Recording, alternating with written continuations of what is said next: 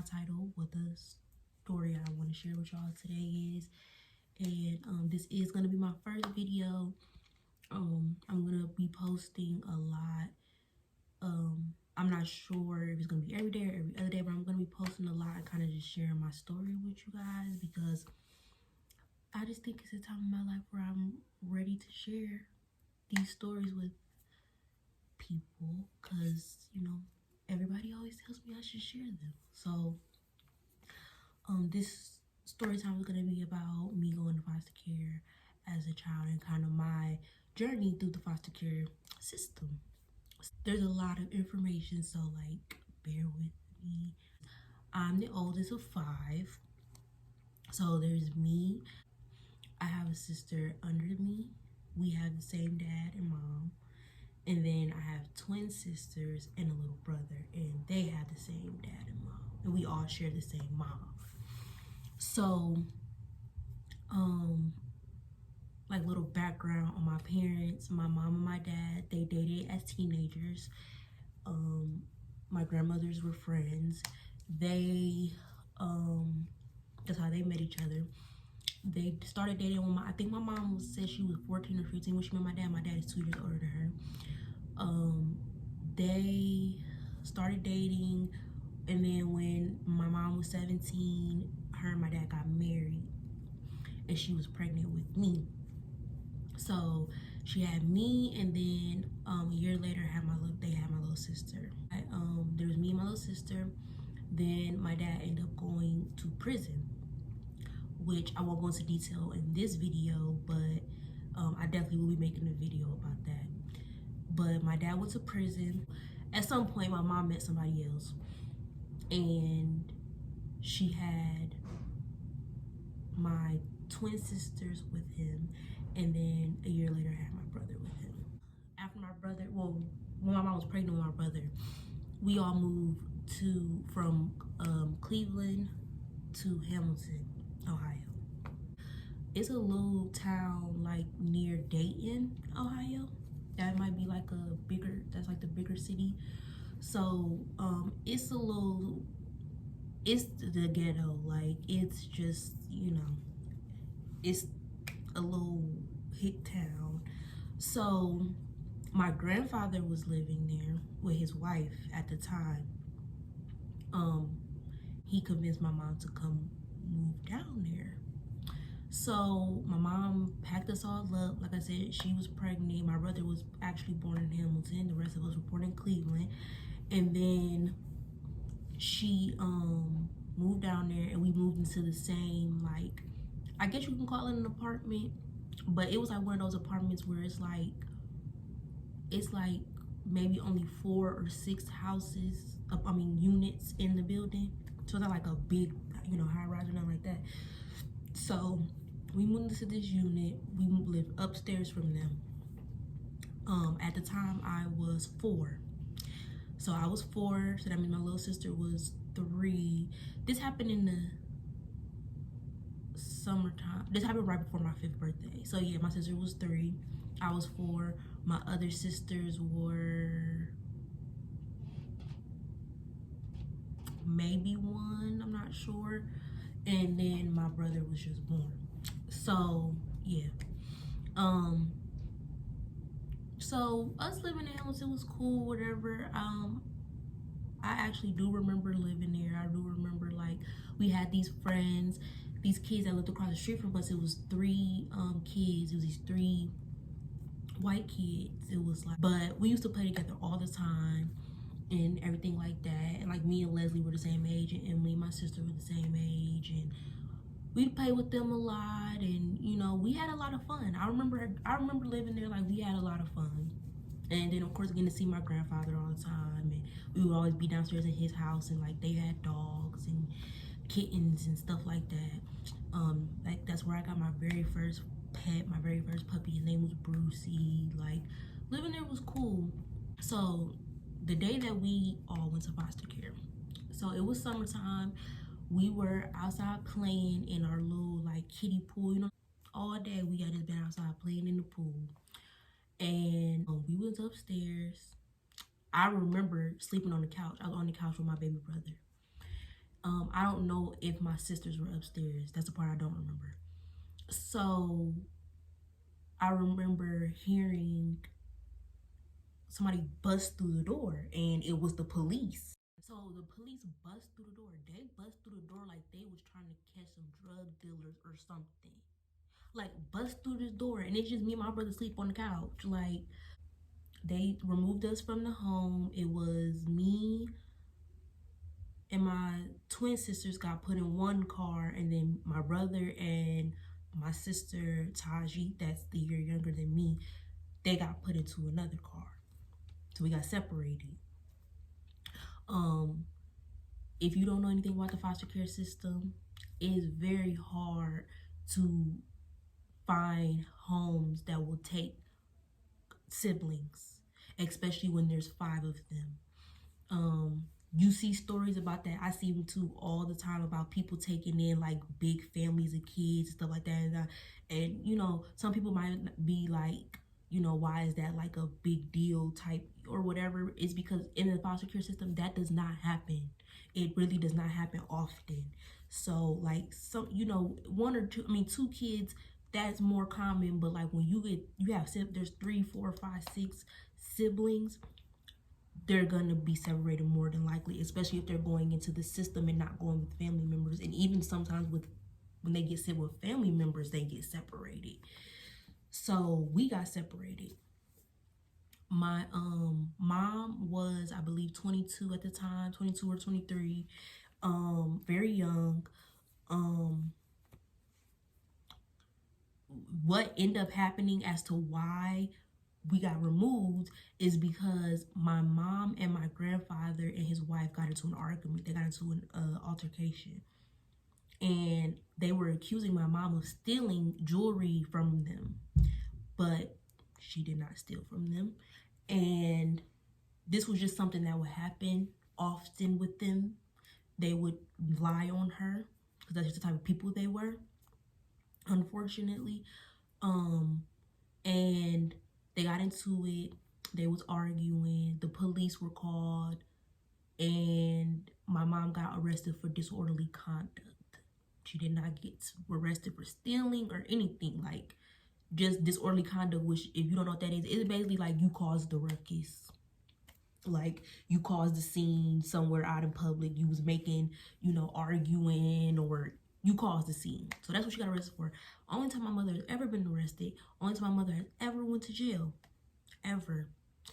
I don't know exactly how long my mom was in jail,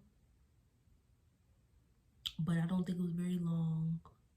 And that was it. Like, my mom is not like a criminal or a bad person or like, and I'm saying this because a lot of people think just because kids go to foster care, it's because their parents are on drugs, or their parents are criminals, or their parents are bad people, or their parents abuse them. And every kid in foster care, that is not the case. There are a lot of kids in foster care who should not be in foster care. There's a lot of kids who are removed from their parents who should have never been taken from their parents. And even some kids who are taken from their parents permanently, that their parents should have gotten them back. And there's some kids whose parents should have never gotten them back and got them back. The foster care system is it's iffy. And it definitely, y'all been seeing stuff that's been coming out lately about caseworkers in the foster care system. The foster care system is not peaches and cream and perfect and like this big great savior for children that everybody thinks it is. A lot of times foster care makes situations for families and kids worse. And our situation is definitely one of those situations that could have went a lot differently, and it did not. So, like I said, my mom was like, she didn't abuse us and neglect us or nothing like that. Like, that was not what was going on. And they end up taking us because we were left in the apartment alone. We were unattended in the apartment, and she got arrested. So they took us.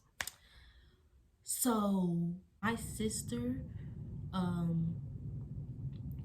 Taji and my little brother, they were actually sent to a couple who had, at the time, they had 4 children, I believe, living in the house.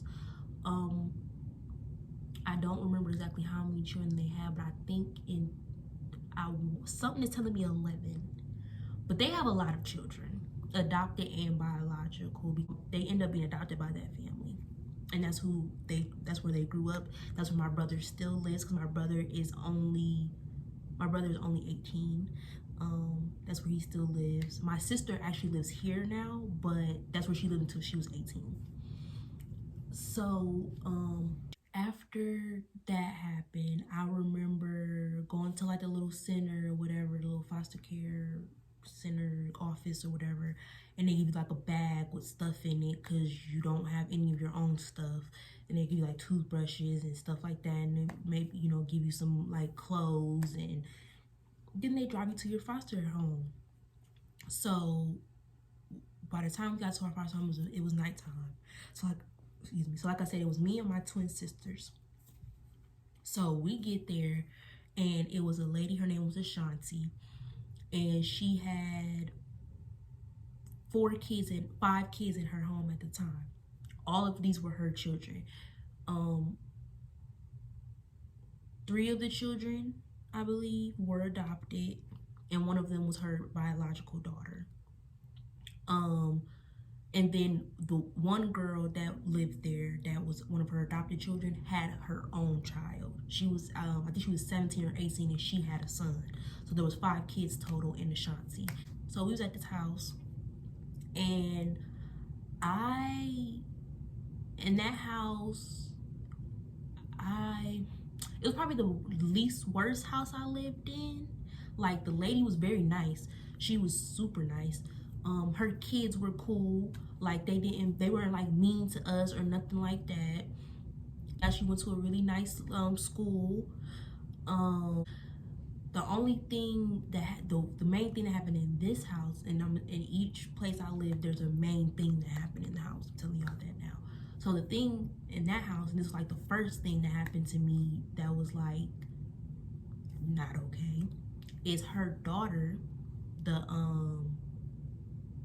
younger one. I don't remember how old she was. I think she was like, I want to say 10 maybe.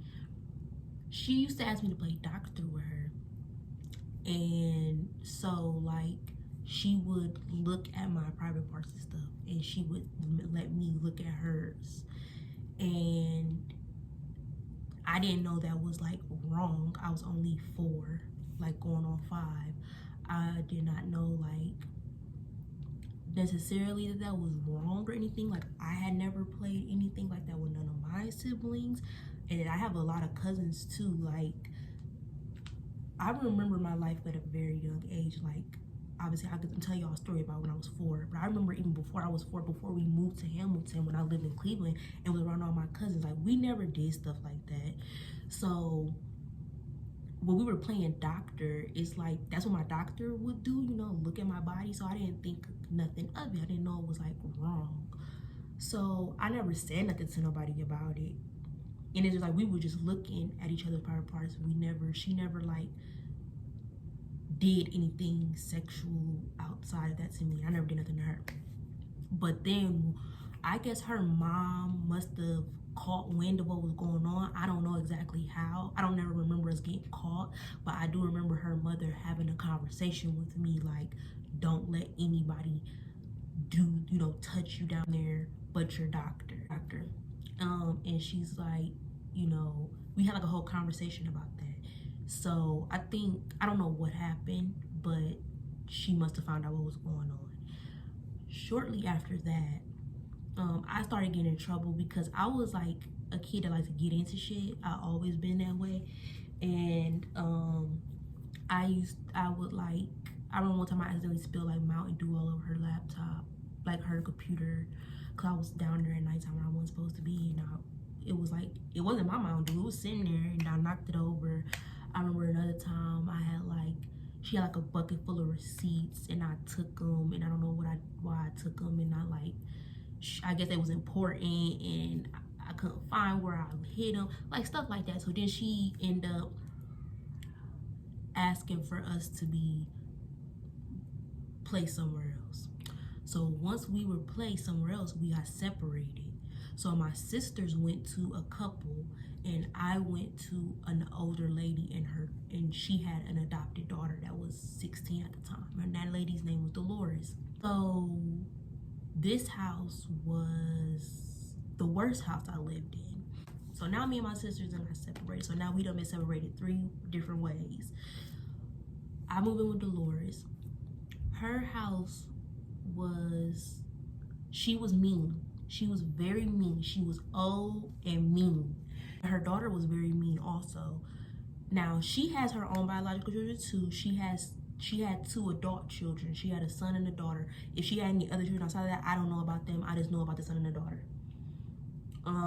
And her son and daughter both had children. So she was a grandma. And then she had the 16-year-old that she adopted. Well, her grandkids used to come over all the time. So like that was the one fun part about it. Her grandkids used to come over the time, and I used to have other kids to play with all the time. I would go to her daughter's house all the time. I would go to her son's house. Like, you know, I was treated by her family like I was part of the family. But by her, I was not treated like that. And mind you, I'm 5. I remember one time, like,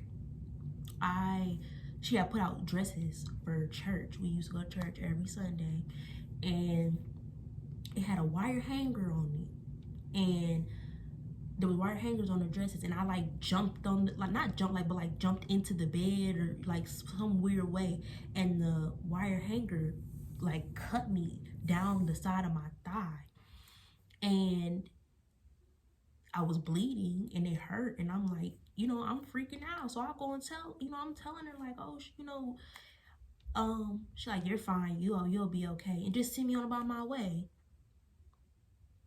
She didn't, oh, are you okay? I'm crying, give me a hug. She didn't clean it up, put some antibiotic on it. Like, it wasn't deep that I need to go get stitches, but just send me back upstairs with my leg bloody, huh? Like, my son is 4. He'll be 5 in the spring. I couldn't imagine my 4-year-old coming to me with a gash like that and me just sending him home. Like, boy, bye. I also remember, like, when I first came there, I was extremely scared because, for one, this is the second home I've been to in probably a month or 2. I don't know these people. You are strangers. This is a strange home to me. I was scared of the dark. Because of all of the trauma and moving around and instability that I went through in this period of my life, I went to bed till I was about 7 or 8. And when I was there, I was wet in the bed. And one of the main reasons is because I was scared, and there was no night light. So the bathroom was downstairs. Our bedroom was in the attic. I didn't want to get up and go downstairs to go to the bathroom because it was dark. I was terrified. And she also used to have these clowns hanging from the ceiling. Like, most of y'all grandmas probably had these clowns too, like these little clowns that are on these little swings. I'll like insert a picture of what they look like. They're ugly and they're scary, bro. And I had one hanging right above like my bed, like I could just see it. So it's like, and I would have dreams about this thing jumping down and attacking me in my sleep. Like, so I would pee in the waste bucket. So this is another thing, another fun fact about foster care. A lot of times when you deal with foster children, they're going to do crazy shit. First of all, kids already do crazy stuff as it is. A lot of times, foster kids are marked as troubled or problem children, and they get bounced around from house to house to house to house because there's so many people in the foster system who just want to get foster kids and so-called help them, but they don't actually want to do what it takes to help these kids. Some of these kids come from very, very fucked up situations. Kids being in foster care is already a fucked up situation, regardless of why they're there. It's scary, it's new. It takes patience to deal with children in general. Imagine a child that is traumatized, don't know what the fuck's going on, been ripped from their family. They're going to do stuff that they probably normally would not have done, or shouldn't be doing. I've never peed in a fucking wastebasket before that happened. But when you're going through stress like that and you're 5, you do crazy stuff. So instead of trying to figure out what was going on with me, of course I just get yelled at, I get in trouble, I get all this, that, and the other. Her daughter used to bully me. It was just bad. So eventually we're going to go live with my grandfather, me and my twin sisters. We go to live with my grandfather and his wife. They now live in Middletown, which is closer to Cincinnati. Very similar to Hamilton. Like I said, little ass hick town. There's some nice areas in Middletown, but I did not live in those areas. So, and I was about to be 6 and my sisters were 2. So when we moved there, it was great. We thought this was gonna be like, at least me, I can't speak, my sisters they was little. I thought it was gonna be great because I'm like, you know, this is like, I get to be with my, you know, family. And then when we moved in there, like, we had our own playroom with all of these toys and like the people that my grandparents went to church with. We used to go out to the suburbs, the real suburbs, and go to church. So like everybody we went to church with, you know, had money and things like that. And like they all like donated a lot of toys, and like their kids gave us a lot of their old toys and stuff like that. And we just had all this stuff, and it was great, it was wonderful, right? So, you know, this is like the best thing ever. And then that did not last. Us living there was hell. We lived there until I was 10. That was like, living there was awful. Like, I'll probably do another separate story time on what it was like living there. Okay, so while I was editing this, after I was done, I realized that it was very long. Still, it was 45 minutes long, even after I cut it down from an hour.